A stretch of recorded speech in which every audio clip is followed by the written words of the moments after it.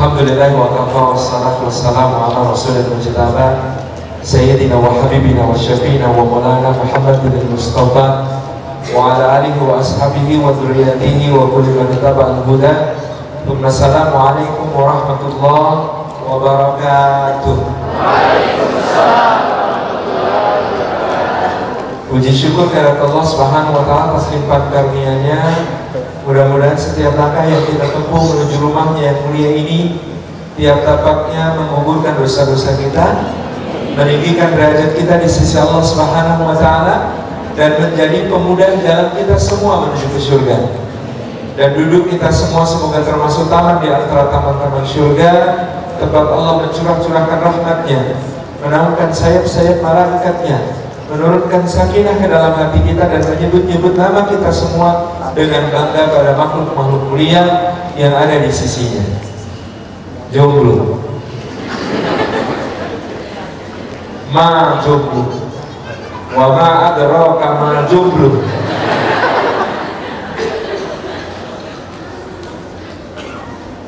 Jadi Allah Subhanahu wa taala itu memberikan kepada kita satu gambaran yang sangat indah di dalam Al-Qur'an Karim tentang pasangan suami istri dalam rangkaian ayat-ayat justru tentang puasa. Allah mengatakan di surah Al-Baqarah ayat ke-187, "Hunna libasul lakum wa antum libasul lahun." Mereka para istri itu adalah pakaian bagi kalian, dan kalian wahai para suami adalah pakaian bagi mereka. Jadi hubungan suami dan istri itu seperti pakaian. Fungsi pakaian itu untuk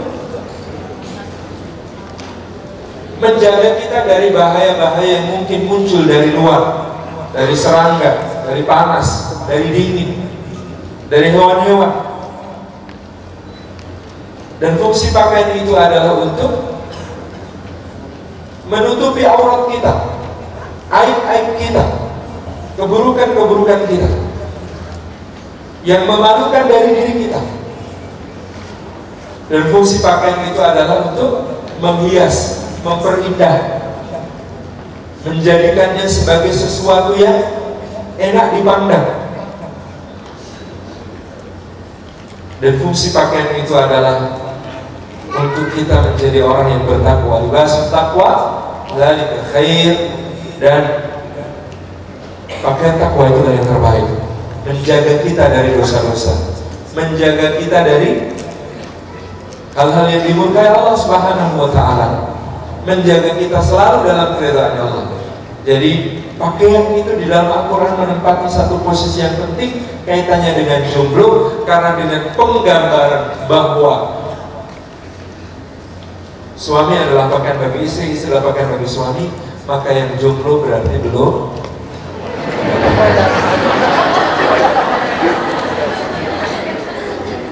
Itulah kenapa kalau agak risi-risi, geli-geli, aneh gitu ya, jadi jomblo itu wajar karena belum berpakaian. Yang aneh, belum berpakaian tetapi pede kemana-mana. Dan pakaian itu menempati kisah yang paling indah dalam salah satu cerita tentang jomblo paling keren sepanjang zaman. Nama jomblo itu Yusuf alaihissalam. Ketika dia dibuang oleh saudara-saudaranya ke dalam sumur, maka saudara-saudaranya membawa pakaiannya yang masih berlumuran darah palsu kepada ayahnya. Pakaian adalah sarana kedustaan saudara-saudaranya kepada Yusuf. Ketika jomblo ini digoda oleh majikannya, maka dia lari dari godaan itu, terobek bajunya, bagian belakang. Baju itulah yang menjadi saksi, pakaian itulah yang menjadi saksi bagi si jomblo ini bahwa dia tidak bersalah. Kalau antum digoda kayak Nabi Yusuf, bajunya sampai bagaimana? Nah, sampai. Kalau Yusuf kan sampai belakang karena melarikan diri. Ada yang bilang, saya sudah sampai Ustaz, kok bisa? Saya tidak sesoleh yang sampai belakang sih, tapi saya juga insya Allah tidak sebejat yang sampai depan. Jadi saya tengah-tengah umatan wasatan. Maksudnya gimana itu? Ya tergoda sih, tapi gimana ya? Gitu. Ya nggak pengen sih, tapi kok banjir ya? Paham? Yang penting jangan sampai bajunya nggak sobek. Khawatirnya itu karena dilepas duluan. Subhanallah. Dan yang ketiga, pakaiannya Yusuf alaihissalam gamisnya yang dilemparkan ke wajah ayahnya yang sudah buta, yang membuat ayahnya bisa melihat kembali. Fartadda basira. Kemudian dia menjadi bisa melihat kembali. Jadi kisah tentang jomblo yang paling keren sepanjang zaman ini, salah satu jomblo paling keren sepanjang zaman ini adalah kisah tentang pakaian dalam 3 episode. Episode kedustaan saudara-saudaranya, episode digoda, dan episode reuni keluarga. Berarti pakaian itu penting, maka sungguh tidak penting jomblo yang tidak berpakaian, karena mereka tidak berpakaian. Tetapi jomblo adalah manusia yang tidak luput dari ujiannya Allah Subhanahu wa Ta'ala. Allah Azza wa Jalla berfirman di dalam surah Ali Imran ayat yang ke-14, kata Allah Azza wa Jalla, Zuyyina lin-nasi hubbus syahawati minan nisa wal banina wal qanatil muqattarati minad dhahabi wal fiddah wal khailil musawwamati wal an'ami wal hars, dzalika mata'ul hayatid dunya wallahu indahu husnul ma'ab. Sadaqallahu alazim. Kata Allah Subhanahu wa Ta'ala, zuyyina, dihiaskan, dijadikan indah, dijadikan mempesona, linnasi, bagi manusia. Apa yang dijadikan indah dan mempesona bagi manusia? Hubbus syahawati, cinta yang diikuti keinginan untuk menikmati, menguasai. Dari apa yang dia cintai itu? Hubb dirangkai oleh Allah dalam ayat ini dengan asyahawat, cinta yang diikuti keinginan untuk memiliki, menguasai, merasakan. Dari apa yang dicintainya itu? Minan nisa'i, pertama-tama dari tentang wanita. Ujian pertama bagi laki-laki adalah wanita. Kalau ada yang diuji dengan sesama laki-laki, bersabarlah dan segera sembuhkan diri.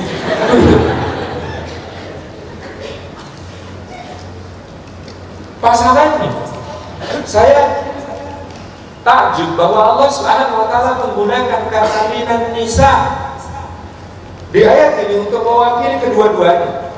Ujian dengan adanya pasangan hidup. Kenapa minan nisa? Coba nanti tanya kepada bapak, kenapa pak kok senang sama ibu? Kenapa mi? Kenapa pi kok senang sama nami? Ini tanya. Oh, sini juga ada Betawinya. Kenapa B kok senang sama iya? Gitu. Ya yang dari tunjuk mas ya. Gak pernah apa bapak kok setekar biungnya gitu. Coba tanya, apa rasanya? Sulit. Laki-laki akan sulit. Ya gimana ya ibumu itu? Bapak sudah sempat, ya sempat aja. Laki-laki kalau ditanya alasan mencintai pasangannya, itu sulit mendeskripsikan alasannya. Tetapi kalau wanita ditanya tentang alasannya mencintai, maka akan keluar kata-kata sifat. Bu, kenapa sih bisa cinta sama bapak? Bapakmu itu dong, masya Allah sabar. Kalau ibu marah dia cuma dengerin, nggak pernah bantah. Bapakmu itu pinter, dia itu kalau ibu lagi marah dibawain makanan yang enak-enak, makanya ibu jadi gemuk begini. Saya gitu. Ibu bisa menjawab dengan deskripsi. Itulah kesulitan. Minan nisa diuji oleh Allah dengan wanita dan laki-laki itu ujiannya visual sekali. Maka kenapa ada perintah untuk menundukkan pandangan, gitu ya, menahan sebagian pandangan kepada, pertama-tama Allah perintahkan di surah An-Nur 30 itu untuk laki-laki. Wa kullil mu'minina yaghuddu min absarihim wa yahfadhu furujahum. Katakan pada laki-laki beriman untuk menundukkan, merundukkan, menahan sebagian pandangannya. Kata sebagian berarti tidak semua. Seeing itu boleh, yang mulai nggak boleh looking at, apalagi watching. Nah itu kan beda ya. Seeing itu boleh. Dan yang namanya seeing yang dibolehkan adalah yang selintas dan tidak diberikan perhatian khusus. Tidak disebut menahan sebagian pandangan, meskipun Anda kemudian menundukkan kepala dan memejamkan mata kalau terjadi sesuatu sebelum itu. Misalnya dulu saya tahun 2005 bersama kawan ada di sebuah Islamic Bookfair, lewat rombongan akhwat di depan, teman saya ini menundukkan kepala dan memejamkan mata. Saya tanya, ngapain bro? Modul basah, bukan, bayangin, astagfirullah. Karena laki-laki ini imajinasinya cepat sekali, ikhwanillah, untuk dimasukkan ke dalam imajinasi. Dia hanya butuh sekali jempret dengan kamera matanya, masuk ke imajinasi, luar biasa. Maka nanti ada larangan untuk perempuan gitu ya, menampakkan perhiasan dan membiarkan perhiasan berbunyi. Bagi wanita gitu ya, nanti auditori juga berbahaya. Mendengar suara seorang lelaki itu bisa membentuk rupanya. Bagi perempuan begitu, apalagi bagi laki-laki. Anda mendengar pengumuman di bandara kepada para penumpang pesawat sendiri di Indonesia, nomor penerbangan sekian dipersilakan masuk pesawat melalui pintu nomor 3. Anda sudah kebayang kok wajahnya kayak apa, ya kan? Padahal Anda nggak tahu benar nggak bayangan Anda. Yang penting Anda membayangkan, itu intinya. Subhanallah, laki-laki. Maka ujian visualnya laki-laki itu dahsyat, sehingga Rasulullah memberikan arahan untuk betul-betul betul bahasanya sesuai ayat ini, benar sebagian pandangan. Kadang-kadang kita kalau belum ada riset dari barat, kita belum percaya. Tapi ada sebuah riset dari University of California Berkeley, Department of Psychology, bekerja sama dengan John Hopkins Medical School tentang apa dampak seseorang ketika kemudian dia memandang. Jadi ada laki-laki memandang pasangan potensialnya. Anda tahu pasangan potensial? Pasangan potensial itu yang ada dalam angan-angannya. Kalau sudah ikhwan-ikhwan begini, pasangan potensialnya pasti kemudian hijabnya lebar. Bagaimana kalau lebih susah menundukkan pandangan pada yang hijabnya lebar daripada yang tidak hijab, ya kan? Karena pasangan potensialnya. Wah, antum nggak gitu. Pasangan potensial ada bayangannya. Begitu melihat, apa yang terjadi pada seorang lelaki? Pupil matanya membesar. Jadi diukur, ternyata laki-laki yang memandang pasangan potensial, reaksi pertama tubuhnya adalah pupil matanya membesar. Ketika pupil mata membesar, dia mengirim sinyal ke otak. Di otak dilepaskan satu sekresi zat namanya dopamin. Apa yang terjadi pada dopamin? Dopamin ini memberikan rasa nikmat, rasa nyaman. Pengennya ngeliatin subhanallah. Ini pertama yang masuk dopamin di otak. Apa yang terjadi setelah dopamin? Masya Allah, kemudian dari otak dikirim sinyal untuk kemudian mensekresi hormon adrenalin.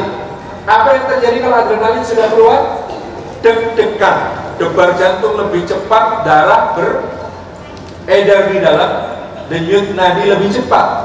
Jadi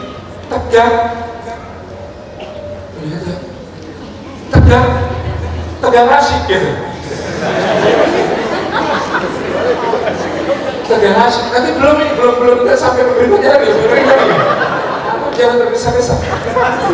Kalau sudah kemudian adrenalin dipompa ke dalam darah, apa yang terjadi? Dia memberi sinyal. Selanjutnya adalah di keringatnya dikeluarkan gitu ya, feromon. Maka laki-laki yang mengeluarkan feromon itu, keringatnya menjadi sesuatu yang sangat menarik bagi lawan jenis. Bahkan feromon pada kadar tertentu terhirup oleh seorang wanita yang pasangan potensialnya adalah laki-laki itu bisa memicu ovulasi pada perempuan. Sel telur dilepas dari tuba fallopi, dari ovarium masuk ke tuba fallopi. Artinya apa? Mencium feromon bagi seorang perempuan bisa memicu dia menjadi subur. Oleh karena itu banyak perzinahan itu sukses. Suksesnya sambil begini gitu ya. Maksudnya terjadi kemudian kehamilan. Kenapa? Karena kemudian ini feromon pada lelaki ini memicu wanita untuk berovulasi, apalagi di masa suburnya. Subhanallah. Yang terjadi berikutnya, ini feromon ini risetnya sampai serem juga. Ada cowok disuruh main basket, kemudian cewek-cewek disuruh kemudian melihat cowok yang main basket ini sambil jingkrak-jingkrak menyemangati. Ketika cowoknya selesai main basket, diambil kaosnya. Kaos ini mengandung keringat yang berferomon, gitu kan? Ketika kemudian dia dihirup oleh sekumpulan wanita, maka yang terjadi memang tanda-tanda ovulasi terlihat. Luar biasa. Teman-teman yang insya Allah, apa yang terjadi berikutnya ketika feromon sudah keluar, bahaya kalau dihirup. Kalau laki-laki sih nggak apa-apa menghirup sesama lelaki. Yang berikutnya adalah testosteron kemudian dilepas ke dalam darah.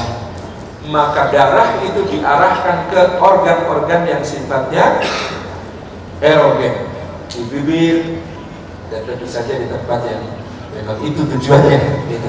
Pada saat seperti itu dikatakan oleh penelitian itu, seorang lelaki sudah tidak bisa lain memikirkan kecuali satu hal itu, seks. Wah, biasa dampak memandang pada seorang pria. Maka Allah berfirman, katakan pada laki-laki beriman, hendaklah mereka menahan sebagian pandangannya dan menjaga keturunan. Makanya Anda tahu, coba kalau perhatikan, ada ikhwan nangis sama akhwat nangis, yang dipegangi beda. Ikhwan kalau nangis mana yang ditutupin? Mata, begini. Ikhwan kalau akhwat mana yang ditutupin? Mulut. Anda tahu kenapa? Karena Allah tunjukin gimana dosanya yang paling besar.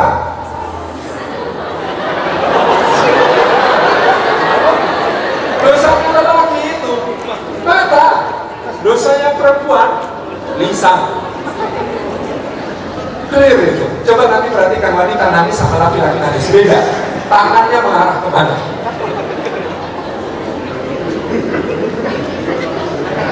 Oh, dua-duanya tuh, Masya Allah.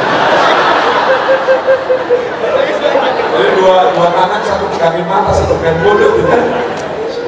Gitu. Nah, tadi saya menyampaikan wanita itu tidak mudah jatuh pada ujian yang berbentuk visual. Seganteng apapun seorang lelaki, gitu ya, kalau kemudian Anda tidak sedang berada pada titik tertentu yang membuat Anda tergoda dengan fisik, Anda tidak tergoda. Yang membuat Anda lebih tergoda adalah touch, sentuhan. Semula sentuhan psikis, lalu kemudian menjadi sentuhan fisik. Itu yang sangat berbahaya untuk perempuan. Touch psikis itu apa?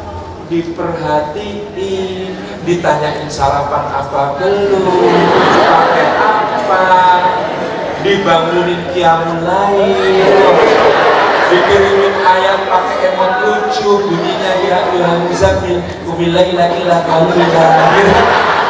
Yang gitu-gitu itu bikin runtuh apa? Lebih bikin runtuh daripada tampang ganteng kayak apapun pada kondisi tertentu. Perhatian, touch psikis. Kalau touchnya sudah pada fisik karena sudah semakin nyaman dan semakin dekat, maka bahayanya berlipat-lipat kali. Oke?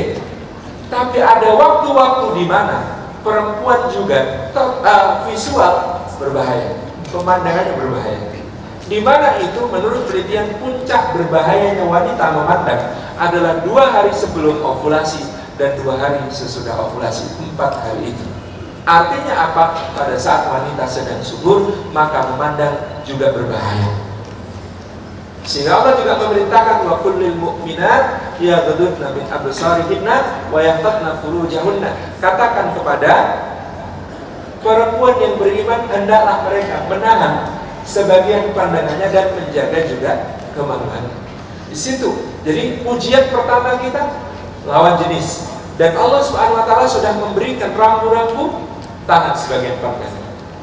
Kalau kami yang sudah menikah, ada wilayah yang diberikan Allah begitu indah untuk menjaga diri. Jadi begini, ya ma'syarus syabab, man istata'a minkumul ba'ah falyatazawwaj, fa innahu aghaddu lil basari wa ahsanu lil farj, wa man lam yastati' fa 'alaihi bis-sawt, fa innahu lahu wija'. Kata Nabi sallallahu alaihi wasallam, wahai sekalian pemuda, barang siapa di antara kalian sampai pada kualifikasi yang namanya ba'ah. Apa itu ba'ah? Al-qudrah 'alal jima' wal mahru wan nafaqah. Kemampuan untuk kemudian melakukan hubungan seksual plus kemampuan memberi mahar dan nafkah, itu namanya ba'ah. Kata Imam As-San'ani. Kemudian di situ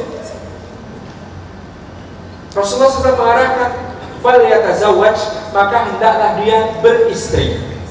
Fa inna waghadul basar, karena yang namanya punya istri itu lebih bisa menundukkan pandangan seorang lelaki. Kenapa?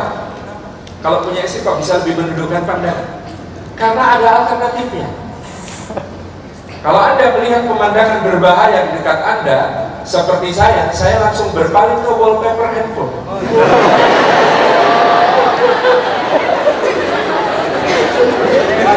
Serius. Karena ada alternatifnya, maka menundukkan pandangan bagi laki-laki yang sudah menikah seharusnya lebih mudah. Karena ada alternatifnya. Tapi coba yang jomblo, alternatifnya itu permukaan bumi. Kan tidak senilai yang dilihat godaannya begitu indah, permukaan bumi hanya hitam kelam saja.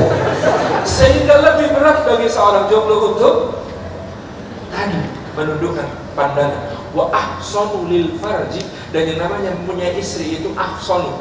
Husn itu artinya benteng, lebih mampu membentengi dia dari berdosa karena kemaluannya.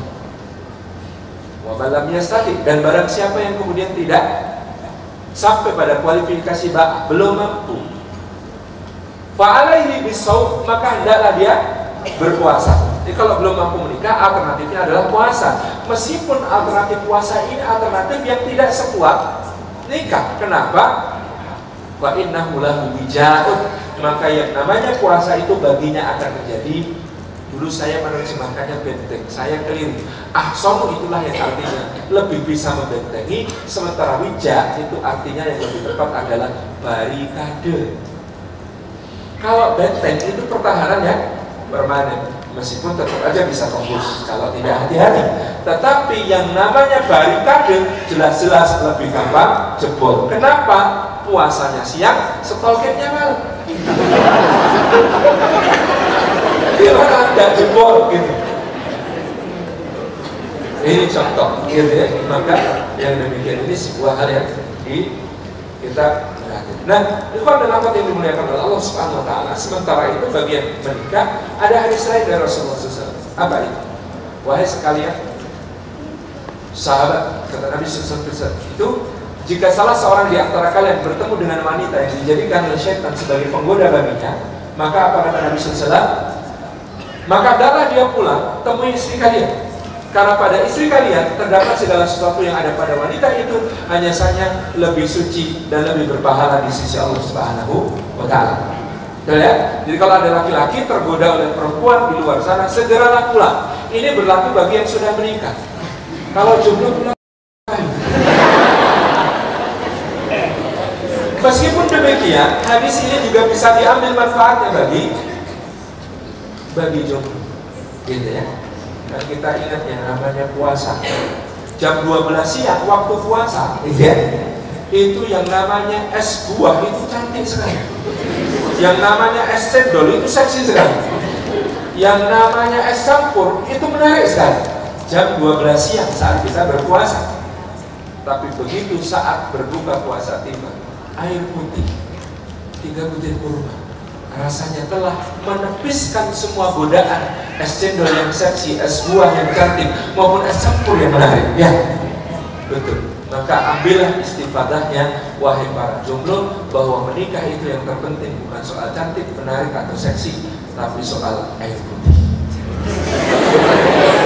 Carilah yang bening, gitu, bening luar dalam, bening akhlaknya, bening agamanya, bening imannya, bening amal solehnya. Air putih cukup. Karena air putih itu kalau kita syukuri kepada Allah Subhanahu Wa Taala, misalnya ini air putih, kita syukuri betul-betul kepada Allah. Masya Allah, Allah menurunkan hujan, atau bahkan sebelumnya Allah membuat lautan kena panas matahari lalu menguap jadi awan berarak, lalu turun hujan membasahi bumi, masuk ke celah tanah, masuk ke celah batuan, mengalir sampai kemudian nanti dia muncul di satu mata air, dimasukin ke dalam botol, lalu sampai ke sini, misalnya gitu. Kita tafakur begitu, itu meskipun cuma air putih, kalau kita tafakurnya betul-betul bersyukur kepada Allah,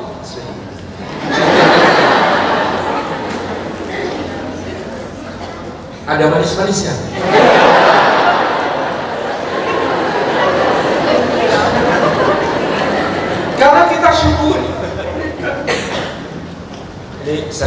dengan begini pernah di satu forum ada bapak-bapak nyeletuk, oh jadi yang di rumah itu cuma kayak air putih Ustaz.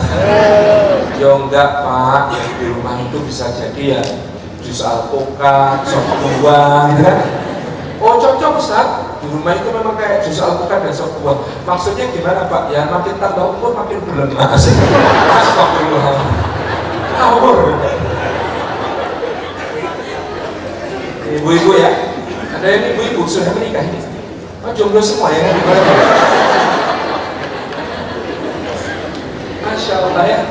Jadi rahimahullah, ujian pertama itu zuyina linnasi hubbu syahawati minan nisa. Maka waspada pada bagian ujian pertama ini, karena kalau ujian pertama saja tidak lolos, susah lolos di ujian-ujian berikutnya. Wal badi, anak-anak sendiri maupun anak orang lain, hebat gitu. Kata kawan saya yang sudah menikah, kalau ingat anak kecil, kalau lihat anak kecil, dia kan tugasnya jauh dari keluarga gitu. Kalau lihat anak kecil, ingat anak sendiri. Kalau lihat akhwat, lupa istri sendiri. Astagfirullah. Tapi saya lucu-lucu gitu ya. Itu menggambarkan saya orangnya sebenarnya. Subhanallah. Ya, ujian anak-anak yang berikutnya. Nanti kalau anak-anak sama istri bekerja sama, oh semakin repot lagi nanti ujian. Tambah lagi ujian berikutnya, gitu ya. Wal qanatir muqattarati minad dhahabi wal fiddah. Kita akan diuji dengan emas dan perak, harta. Setelah itu ada lagi wal khailal musawwamah, dan kendaraan-kendaraan pilihan. Dulu waktu belum nikah itu punya sepeda motor, yang penting rodanya mau gelinding. Begitu sudah menikah itu kemakan gengsi. Mulai dari merek ke arah seri ke arah tahun pembuatan gitu. Gak habis-habis. Wal khailal musawwamah wal an'am, dan binatang ternak yang beranak pinak, kita pengen investasi terus supaya bertambah-tambah harta kita gitu kan. Ujian berikutnya wal hars, dan terakhir sawah ladang itu properti yang jumlahnya di bumi gak naik tapi harganya naik terus. Itulah dulu kesalahan iblis ketika menuduh bahwa api lebih baik daripada tanah. Siapa bilang api lebih baik dari tanah? Dari dulu harga Korea itu segitu aja, harga tanah itu naik terus. Ya kan kita terbuat dari tanah, harusnya kita juga naik terus. Dan siapa bilang api itu lebih baik dari tanah? Api itu merusak, membakar, menghancurkan, baunya busuk, dan dia tidak bisa hidup kalau tidak ada yang dihancurkan. Itu kehidupan yang sangat mengerikan, hidup untuk menghancurkan yang lain. Sementara kita tanah itu lembut, tabah, dan juga menumbuhkan, menyuburkan bagi yang lain. Terima kasih, kita sambung sudah Isya. Assalamualaikum warahmatullahi wabarakatuh. Masih tema yang sama. Untuk waktu yang dapat saya usahakan. Alhamdulillah, salatu wassalamu ala rasulillah wa ala alihi wa ashabihi wa mawalah wa la hawla wa la quwwata illa billah. Baik, ikhwan dan akhwat yang dimuliakan oleh Allah Subhanahu wa taala, kita hidup di zaman yang saya kira godaan zaman antum itu lebih bervariasi daripada godaan zaman saya. Di zaman saya kita belum bisa bikin story di Instagram yang bisa dikomen orang kan gitu. Saya sudah berada di zaman dimana saya gendong anak, di story saja ada komentar, ini subhanallah jadi pengen nyium bapaknya.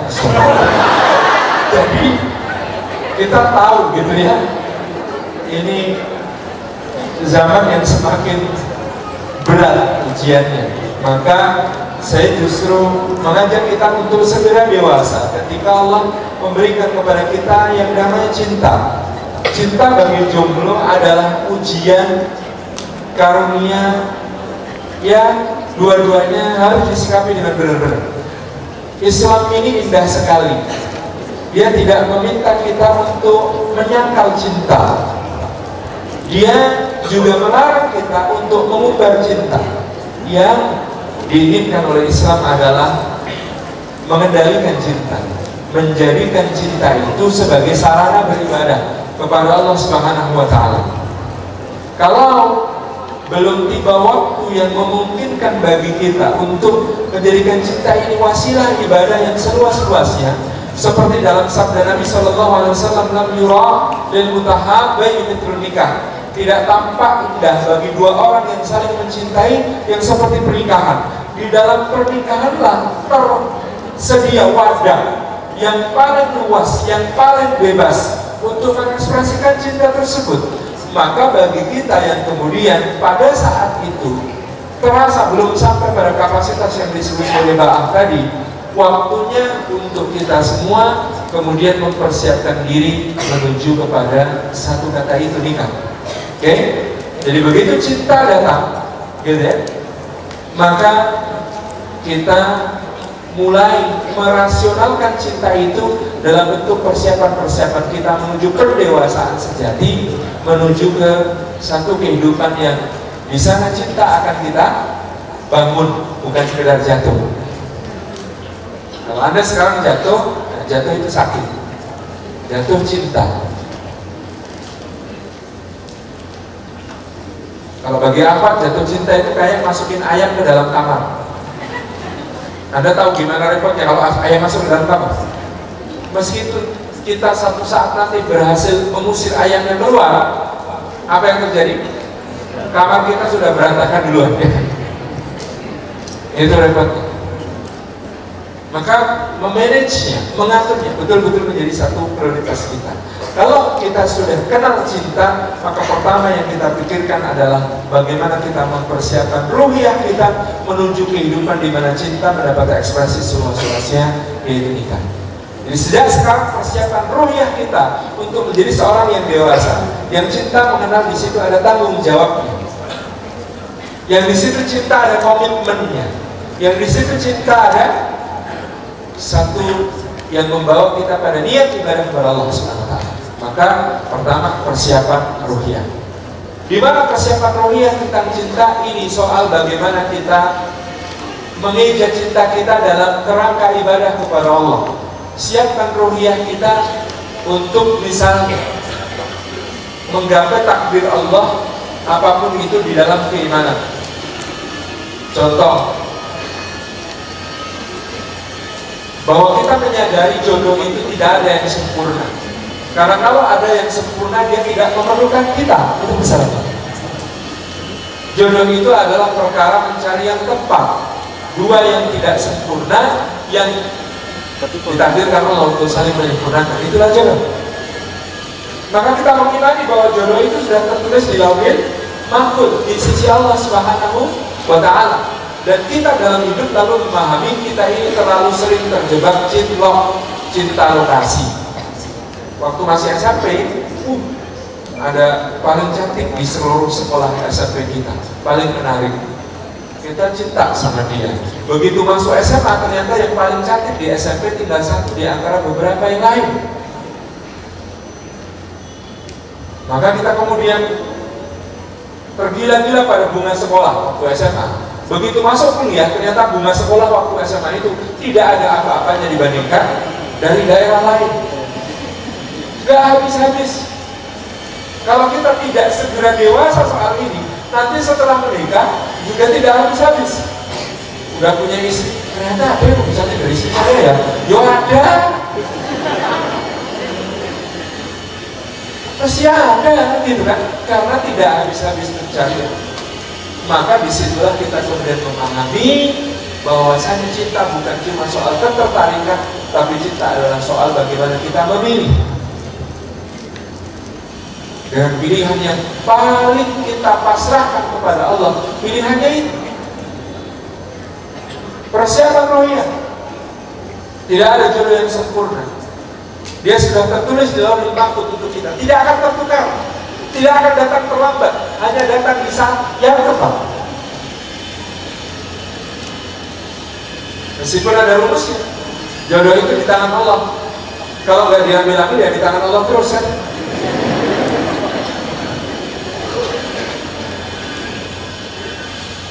Maka, ikhwan, misalnya saya mengetes Anda tentang betapa kita harus siap berdewasa dalam menerima segala ketentuan Allah. Antum pilih tipe istri yang mana? Tipe Khadijah atau tipe Aisyah? Dua-duanya. Semua pilih loh. Pilih tipe Khadijah atau tipe Aisyah? Ada yang pilih tipe Khadijah, lembut, keibuan, baik hati, tidak sombong, gemar sedekah, pintar kelola bisnis, penuh pengertian. Mau yang begitu? Istri kayak Khadijah mau? Mau. Selisih usia nggak masalah ya? Mikir. sampai takjub pada satu renungan. Kalau Anda punya anak laki-laki ganteng, keren, pujaan banyak wanita, akhlaknya mulia, pinter dagang, amanah, digelari al-amin oleh lingkungannya, kepikir tidak Anda jadi orang tua untuk nikahkan dia dengan seorang wanita yang jauh lebih tua dan sudah 2 kali menjanda? Kalau Anda jadi bapaknya, pura-puranya lah, saya tahu antum belum anak, ya. Tapi coba Anda bayangkan perasaan jadi seorang bapak atau ibu punya anak laki-laki kayak begitu. Bu, gimana rasanya? Mungkin nggak Anda kemudian nikahkan anak laki-laki Anda yang kayak begitu kualifikasinya tadi dengan seorang yang sudah menjanda 2 kali dan usianya jauh lebih tua? Kita sepakat Allah itu yang paling sayang kepada Muhammad SAW, betul? Tapi ternyata Allah memilihkan Khadijah untuk Muhammad. Menarik loh. Kok bisa Allah pilihkan Khadijah untuk Muhammad? Karena Allah Maha tahu jangkauan ilmu Allah sampai ke masa depan. Nanti pada saat Muhammad SAW mendapatkan wahyu pertama, apa yang terjadi? Shock, pucat pasi, gemeteran, jatuh bangun berulang kali sampai depan pintu, menggigil, Zamiluni, Zamiluni, ya Khadijah, Zamiluni, Zamiluni. Itu Muhammad SAW dalam keadaan mendapat wahyu pertama, shock, jiwa raga seperti itu. Kalau istrinya kira-kira seusia beliau atau lebih muda, lihat suami pucat gemetaran, menggigil, berkeringat dingin begitu, ya Allah mas, ada apa ini mas? Ya Allah mas, bisa sama kayak gini mas? Kan ikut panik, ya kan? Beda sama Khadijah, dia sudah pernah menangani kasus-kasus yang lebih berat di suami sebelumnya, ya kan? Jadi responnya jadi tepat. Masya Allah, buntut masuk ke kamar, masukkan ke dalam kamar, dibaritkan di ranjang, selimutin, tinggalkan. Karena wanita ini tahu lelaki yang sedang ada masalah perlu diberi ruang untuk menyendiri, berkontemplasi dan merumuskan solusi. Ya. Kadang-kadang wanita yang menikah tanpa ilmu dan lelaki yang menikah tanpa ilmu, mereka merusak pernikahannya dengan kebodohan. Bukan karena kurang cinta, mereka sangat mencintai pasangannya. Tapi coba perhatikan, ada banyak lelaki mencintai istrinya dengan cara mencintai sesama lelaki. Dan ada banyak perempuan mencintai suaminya dengan cara mencintai sesama perempuan. Padahal cara mencintai lelaki berbeda dengan cara mencintai perempuan. Coba kalau bapak ada masalah, kan curhat sama temannya, duduk di tangga berdua, kepalanya diletakkan di pundak temannya, tangannya saling menggenggam, nangis bareng di situ sampai plong. Pernah kebayang ada 2 cowok begituan? Serem bro. Beda. Laki-laki kalau ada masalah, terapi yang kita lakukan pada sesama teman, kita tahu teman kita lagi ada masalah, gak mungkin kita begitu bang. Kita pasti akan tepuk pundaknya dan mengatakan, aku tahu, kamu bisa selesai, oke? Kalau kamu perlu bantuan, aku ada. Tapi aku percaya kamu bisa selesai sendiri. Gitu kan kalau laki-laki? Iya, beda. Saya kok jadi serem bayanginnya kan? Gitu kan? Dan ada banyak wanita mencintai suaminya dengan cara mencintai perempuan.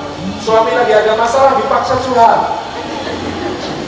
Pulang, tasnya dilempar, tubuhnya dipaskan ke sofa, kakinya lepas sepatu, langsung tidak pakai tangan, cuk, gitu.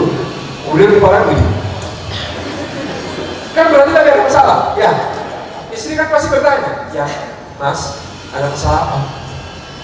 Suami di dunia ini jawabannya sama. Enggak wajib, ada apa-apa. Maka istri yang baik tadi tetapi kurang ilmu tadi akan mengatakan, mas, aku kan kalau ada masalah udah cerita sama mas, masa mas gak mau cerita sama aku? Di dunia wanita, kalau anda punya masalah, anda sharing. Sharing is caring. Bagi laki-laki, sharing adalah menunjukkan aku lemah. Itu aja cerita-ceritain. Ya kan, kita merasa lemah kalau masalah kita diketahui orang. Itu aja cerita, itu aja curhat. Lemah. Gitu, beda, psikologisnya beda. Suami bermaksud baik, dia tahu istrinya ngurusin rumah, ngurusin anak, ngurusin paut, ngurusin bedroom, ngurusin arisan, pengajian, macam-macam. Bahkan dia berkata pada istrinya, udah kok ini masalah kantor aja kok, biar aku aja yang pusing mikirin, kamu gak usah ikut terbebani mikirin ya. Maksudnya suami baik, tidak ingin menambah beban istri. Apa kata istri? Oh jadi mas gak percaya sama aku. Di dunia lelaki tidak ingin cerita itu karena tidak ingin menambah beban. Di dunia wanita tidak mau cerita berarti tidak percaya. Maka gugatannya lebih tinggi nanti. Jadi selama ini ceritanya sama siapa? Kalau aku mulai curiga ya, panjang urusan. Siapkan ruh ini. Coba bayangkan. Berarti kesimpulannya Allah itu memilihkan untuk Muhammad bukan yang sempurna, tetapi yang paling tepat. Ada yang bilang tipe Aisyah, mau istri tipe Aisyah, cantik, energik, sportif, bisa diajak lomba lari, romantis, bisa berpuisi, hafal 40.000 banyak syair, bisa nonton bareng, duduk di pangkuan, pipi nempel pipi, adegan-adegan bersama Aisyah kan yang begitu-begitu. Makan anggur, berdua, suap-suapan, gak pakai tangan. Nggak usah bayangin.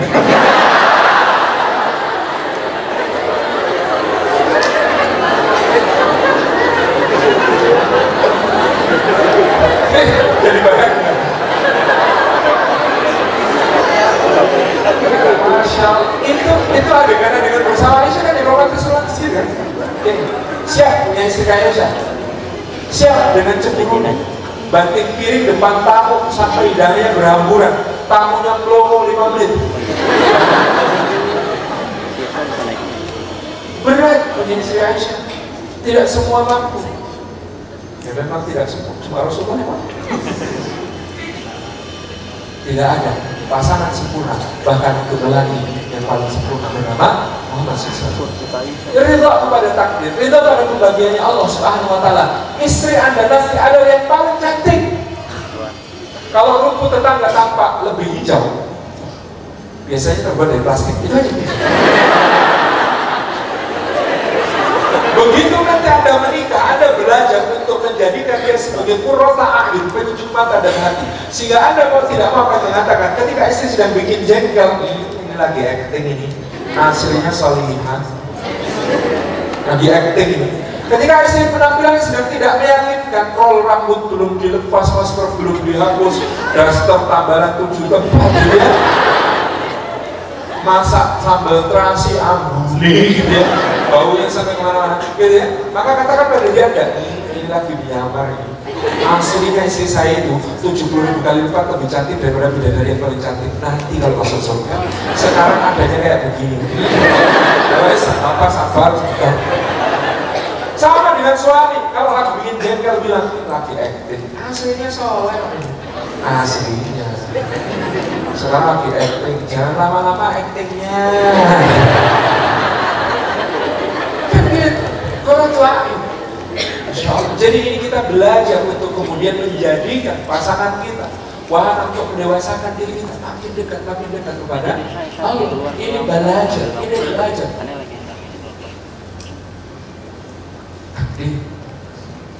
Yang kemudian diberikan oleh Allah SWT kepada kita. Wahai jomblo, persiapan ruhiyah untuk nanti ridha kepada ketetapan Allah, untuk ridha pada keadaan apapun pada pasangan Anda.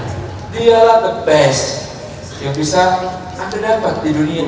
Dan ukurlah diri Anda. Saya pernah menangani kasus hendak bercerai yang sangat antik. Ini zaman dulu, ketika kemudian karya saya salah satu teman FLP dibaca di mana-mana. Ada seorang suami datang kepada saya dan mengatakan, Ustaz, saya mau ceraikan istri saya. Kenapa mau diceraikan? Karena istri saya tidak seperti novel-novel FLP itu. Hah? Saya bilang, are you serious? Novel gitu loh.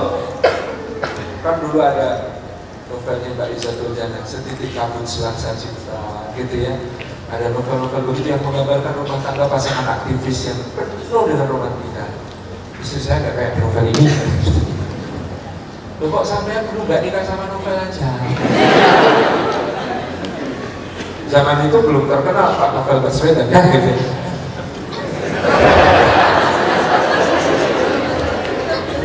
Itu. Ya Akhirnya setelah melalui pembahasan, pemahaman, dia mengerti, oh gitu ya saya. Jadi saya ini harus berobsesi, jangan ekspektasi. Tahu bedanya? Anda sekarang yang hits apa sih? Cerita Islami yang hits apa sih? Ayat-ayat cinta masih hits ya. Ayat-ayat cinta, dua kemarin nonton enggak? Apa? Aku harus kasih contoh apa dong? Kalau Anda baca gitu ya, misalnya ayat cinta, lalu Anda membayangkan, wahai Ahmad, dia punya suami kayak Fahri, karirnya keren sampai ke Inggris, soli, baik hati pada tetangga, gini-gini. Itu namanya ekspektasi. Orang yang berekspektasi ketika memasuki dunia nyata, dia akan kecewa. Dewa juga begitu. Enak ya jadi Fahri punya istri Aisyah, terus habis itu nikah sama siapa? Kok jadi jawabannya Fahri itu yang dulu. Mulia. Bagus. Kemudian ada Mulia, gitu ya. Ternyata kemudian dioperasi plastik. Tapi operasi plastiknya beneran, gitu.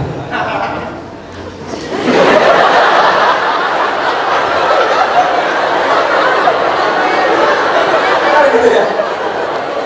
Jadi apa sekarang bukan? Oh enak banget jadi kan itu Anda berekspektasi. Kalau Anda berobsesi, Anda tidak akan kecewa, Anda akan punya semangat untuk memberi. Gitu ya? Anda berobsesi itu artinya kalau Anda apa? Aku mau jadi istri yang lebih solehah daripada Aisyah. Aku mau jadi suami yang lebih soleh daripada Fahri. Itu obsesi. Jangan keliru sikap pada semua cerita. Apalagi nanti ada novel yang akan terbit, judulnya Sang Pangeran yang menjadi seri terakhir. Saya yang nulis. Itu jangan sampai nanti salah ya. Jangan berekspektasi, tapi jadilah yang berobsesi. Berikan sesuatu, mensumbangsikan sesuatu, bukan untuk mendapatkan sesuatu. Anda nikah jangan yang dibayarkan nikah enaknya, ada yang masakin, ada yang pijitin kalau capek, ada yang cuci baju. Itu Anda mau nikah, apa mau mengumpulkan tukang laundry, tukang masak, sama tukang cuci? Ada juga kalau menikah, istri Anda yang sabar, tahu sabar? Pengeluh, sabar banget masak dari tadi. Kerjaan skripsi gak nambah-nambah, depan laptop 2 jam, cuma tambah 2 baris. Kalian dicurahin begitu. Berat. Wahai jomblo, maka ruhiyah Anda harus sangat kokoh. Hubungan Anda dengan Allah harus sangat baik untuk kemudian berjalan pada sebuah pernikahan. Yang selanjutnya persiapan thaqafah, ilmu. Tadi saya sudah menyinggung, ada banyak orang menikah tanpa ilmu dan jadi masalah. Sepele-sepele jadi besar kalau tanpa ilmu. Kalau dengan ilmu, maka insya Allah menjadi sesuatu yang simpel, sederhana. Contoh, cara berpikir. Beda loh laki-laki dan perempuan. Laki-laki itu pikirnya kayak obat nyamuk, muter ke dalam. Perempuan itu kayak obat nyamuk, muter keluar. Sebenarnya itu supaya ketemu, tapi sering jadi nggak ketemu. Karena keluarnya terlalu keluar, masuknya terlalu masuk gitu. Nyambung. Maka Anda perhatikan kalau rapat, laki-laki kalau ngomong gimana? Coba ya kita sederhanakan masalahnya ya, jangan melebar kemana-mana dulu. Kita fokus pada isu yang ini, kita sederhanakan masalahnya. Habis itu kita kemudian bisa rumuskan solusinya. Oke? Tolong jangan melebar kemana-mana dulu. Kita fokus, kita sederhanakan supaya bisa ketemu solusi. Itu bapak-bapak, ya kan? Kata ibu-ibu apa? Jangan suka sederhanakan masalah, Mas, ini semua penting. Dengerin dulu ceritaku. Semua itu ada hubungannya, tahu ya? Iya kan? Ibu-ibu itu relatif, hubungannya banyak. Sampai-sampai ada suami yang ngeluh, istri saya kalau marah jadi histeris. Histeris orang histeris bukan histeris. Histeris itu gimana? Kalau dia marah pada satu kesalahan saya pada saat itu, pada waktu T, maka dia itu bisa menyebutkan semua kesalahan saya sejak awal pernikahan. Kamu dari dulu belum berubah, Mas, ingat gak dua keluarga kayak itu? Masalahnya gini juga, ya Allah, 4 tahun loh Mas. Saja kamu dari dulu. Laki-laki itu berhitung, perempuan itu enggak. Tahu bedanya? Laki-laki itu dalam hubungan mereka berhitung, perempuan enggak. Kalau aku sudah nemenin kamu 3 hari 3 malam, please, aku perlu waktu 3 jam untuk diriku sendiri. Aku mau ngopi sama teman-teman. Itu logika lelaki. Logika perempuan, kalau kau mencintai aku, kita harus bersama selamanya. Beda. Di dunia lelaki, kalau aku itu terlambat setengah jam, marahnya jangan kalau aku kayak terlambat 5 jam. Bagi wanita, terlambat adalah terlambat setengah maupun 5 jam saja. Berhitung, ini enggak. Di dunia lelaki, apa ya yang ada pada Anda? Berhitung tadi. Kalau aku dulu salahnya itu 18 poin salah, gitu ya. Sekarang aku cuma 9 poin salahnya, maka tolong marahnya jangan kayak aku salah 18 poin. Aku sudah berusaha loh. Laki-laki begitu, kata perempuan, kalau berusaha itu hijrahnya total mas. Bagi lelaki, salah 3 itu masih dapat 7. Bagi perempuan, salah itu gak lulus. Ini contoh persiapan ilmu. Yang ketiga, persiapan fisik. Nanti Anda fisiknya kalau sudah menikah, ini perlu menjadi sangat sehat, tidak kayak Anda sekarang. Maka persiapan baik-baik, jangan sampai menu makan Anda itu pagi Indonesia, hari ini malam super. Jangan sampai menu makan Anda itu, gitu ya. Anda ini punya tanggung jawab melahirkan generasi penerus yang lebih baik. Anda berdosa kepada Allah dan berdosa kepada bangsa Indonesia kalau Anda merusak tubuh Anda dengan gizi yang tidak baik, gaya hidup yang rusak, gitu ya. Ini sudah masih jomblo kok perutnya sudah mendahului karir misalnya. Payah gitu. Yang rata loh. Ini soal Masya Allah. Yang amat juga begitu. Selesaikan semua masalah-masalah kesehatan, apalagi yang berhubungan dengan misalnya reproduksi. Kalau punya keputihan segera sekarang obati ke dokter, gitu ya, karena keputihan biasanya juga ada kemerahan yang itu bahaya, gitu kan, infeksi, bakteri, macam-macam. Selesaikan. Ikhwan juga begitu, apalagi kalau penyakitnya menular. Jangan sampai nanti luarin istri. Contoh, panu kada surat. Selesaikan sekarang. Olahraganya diatur, gaya hidupnya diatur, sehat, gitu ya, melahirkan generasi berikutnya sehat. Persiapan fisik, persiapan ekonomi. Akhwat, kalau ikhwan belajar untuk how to earn, bagaimana menghasilkan sesuatu, akhwat harus pintar, mempunyai keterampilan bagaimana caranya menghabiskan uang. Karena banyak finansial rumah tangga bermasalah bukan karena tidak punya kemampuan menghasilkan uang, tetapi karena tidak punya kemampuan untuk menghabiskan uang. Tidak tahu prioritas, mana yang harus belanja, mana yang tidak. Tidak tahu bedanya antara kebutuhan dengan keinginan, dan seterusnya. Harus pintar ya, pintar belanja. Oke? Terakhir, persiapan sosial, karena Anda akan berhadapan dengan masyarakat. Nanti kita menikah, itu belum sempat selesai belajar jadi suami, sudah harus belajar jadi bapak. Belum sempat belajar jadi bapak, harus sudah belajar jadi ketua RT, jadi tumpuan dan harapan keluarga. Ada yang sakit kita yang diketuk, ada yang sakit mau kita yang diketuk, diminta talqin gitu kan. Ada yang kemudian menikahkan anaknya, kita diminta untuk jadi juru bicara pelamar gitu, macam-macam. Itu artinya Anda akan menjadi poros sosial dengan masyarakat untuk mengarahkan mereka kepada kebaikan-kebaikan. Oke, persiapan ruhiyah, persiapan sakafiyah, persiapan jasadiyah, persiapan iqtisadiyah, persiapan ijtimaiyah. Selesai. Lengkapnya ada di buku Bahagia Merayakan Cinta. Masya Allah. Alhamdulillah. Oke, kita udah pada sesi terakhir dan ada beberapa poin yang sudah disampaikan oleh Ustadz dalam menjemput jodoh agar tidak jomblo lagi. Salah satunya adalah kita untuk dari kita masing-masing adalah mempersiapkan ruhiyah. Lalu kita juga harus belajar terus dengan ilmu, perkuat dengan ilmu, isi dengan ilmu, karena segala suatu hal tidak dijalankan dengan ilmu akan berantakan, akan tidak jelas. Mungkin benar tadi kata Ustaz, cinta sama cinta, cuman akan sangat berantakan kalau tidak didasari dengan ilmu.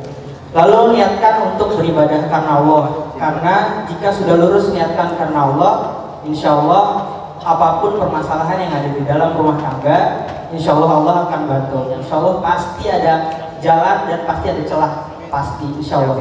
Dan persiapkan fisik, persiapkan ekonomi, dan persiapan sosial. Masya Allah. Itu beberapa poin yang bisa saya catat, dan semoga ini menjadi ilmu yang luar biasa dan bekal untuk kita untuk kedepannya dan berkah untuk kita semua. Amin ya rabbal alamin.